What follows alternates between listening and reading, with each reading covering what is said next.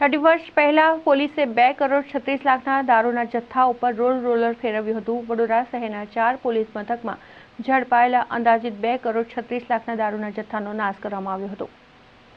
વડોદરા શહેર પોલીસ દ્વારા વર્ષ દરમિયાન વિવિધ પોલીસ સ્ટેશનોમાં ઝડપાયેલા લાખો કરોડોની કિંમતના દારૂના જથ્થાનો નાશ કરવામાં આવે છે, ત્યારે વધુ એક વખત 4 પોલીસ સ્ટેશનમાં ઝડપાયેલા દારૂના જથ્થાનો નાશ કરવામાં આવ્યો હતો।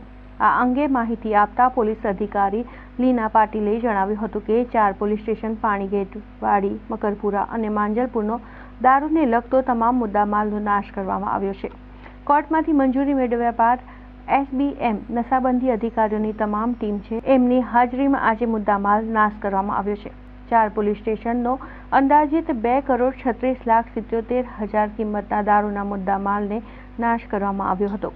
4 પોલીસ સ્ટેશનનો અંદાજિત 2 કરોડ 36,77,000 કિંમતના દારૂના મુદ્દામાલને નાશ કરવામાં આવ્યો હતો।